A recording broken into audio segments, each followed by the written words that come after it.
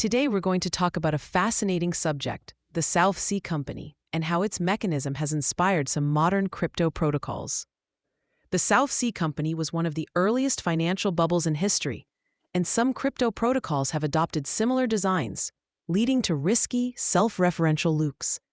We'll explore this concept and look at some modern crypto examples that mirror this model, including Luna UST, and others that continue to use circular leverage or recursive IOU issuance.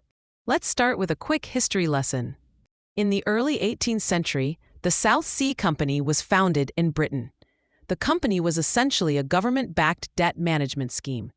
Investors bought shares in the company, which in theory were backed by the government's debt. However, the company's stock prices were artificially inflated by the issuance of more stock, which was then used to buy more stock, creating an endless cycle of rising prices. Eventually, this led to the famous South Sea bubble, a massive collapse when the market realized the value was speculative and unsustainable. This cycle of issuing debt via stock to finance the purchase of more debt by increasing stock price created a self-referential loop of increasing leverage, which ultimately led to the crash. This is the key dynamic we are going to explore today in the context of modern crypto protocols. Before we dive into crypto examples, let's clarify a few core ideas. Recursive IOU issuance. This refers to creating financial instruments like tokens or securities that are backed not by tangible assets, but by promises to pay or claims on future value. In the case of the South Sea Company, the shares were essentially IOUs against future government debt. Circular leverage. This is when assets or tokens are used as collateral to mint more tokens, which are then used as collateral to mint even more tokens. This creates a feedback loop, where the value of the underlying asset and the liability are increasingly intertwined. In crypto, we see similar mechanisms in several protocols, where tokens or assets are minted based on their own future value, creating a feedback loop of increasing debt and speculative value. Now let's move to some modern crypto protocols that exhibit this kind of behavior. These protocols use mechanisms where tokens' value is heavily dependent on its own issuance and collateralization, often leading to self-referential cycles. I'll walk you through a few key examples. Example 1. Iron Finance Iron Titan. Iron Finance was an algorithmic stablecoin protocol that mimicked the South Sea model. How it worked. Iron was a stablecoin backed by USDC and Titan, a governance token. To mint Iron, you had to deposit USDC and newly minted Titan. As more Iron was minted, demand for Titan increased, which in turn pushed its price up. What happened? This created a recursive loop. Growing Iron supply led to rising Titan demand, which in turn allowed more Iron to be minted. When confidence in Titan collapsed, its price dropped dramatically and Iron lost its peg to the dollar. The system entered a death spiral, much like what happened with the South Sea Company. Key takeaway. Iron Finance showed how circular leverage and recursive IOUs could lead to an unsustainable system where the value of the token Titan propped up the value of another Iron until the entire system collapsed. Example 2. Frax V1 FRAXSS. Frax is another protocol that used an algorithmic approach to stablecoins, but with fractional backing. How it worked. Frax was a stablecoin that was partially backed by collateral, like USDC, and partially by its own governance token, FXS. The idea was to mint Frax with a mix of real collateral and the volatile FXS token. What happened as Frax grew in circulation? The amount of collateral backing it decreased, and more FXS was used to back the stablecoin.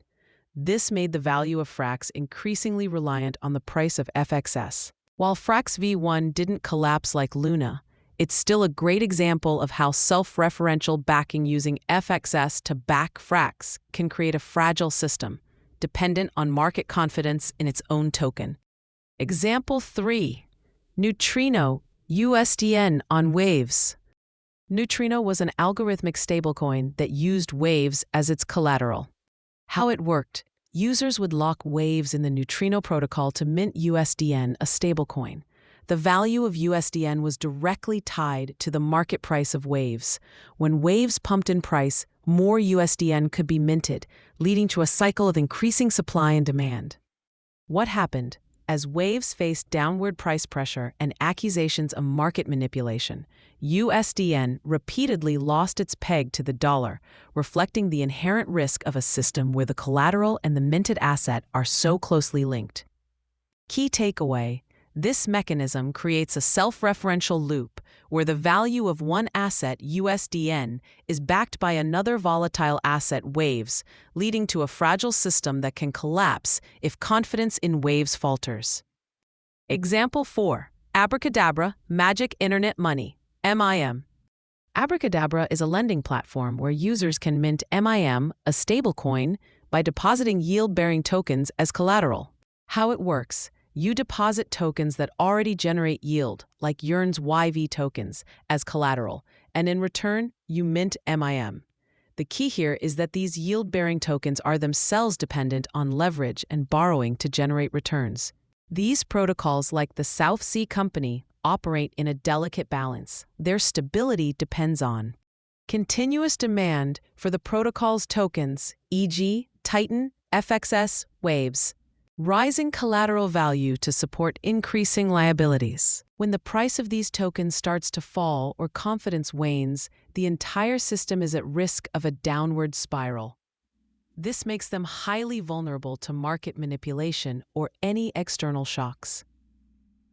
The South Sea bubble serves as a cautionary tale of circular leverage, where the value of debt-backed assets can only hold as long as confidence in the system remains high. As we've seen with protocols like Luna, Iron, and USDN, these feedback loops can quickly turn from self-reinforcing to self-destructive. As the crypto space continues to evolve, it's important to carefully monitor these recursive leverage schemes. They might sound innovative, but they carry inherent risks. Understanding these dynamics can help investors and developers avoid the pitfalls of history and build more sustainable systems. What happens? This creates a multi-layered debt structure. You're borrowing MIM to then use it to buy more of the yield-bearing tokens that are used to mint more MIM. This recursive leveraging cycle resembles the South Sea Company mechanism, where each layer of debt is backed by an increasingly fragile asset.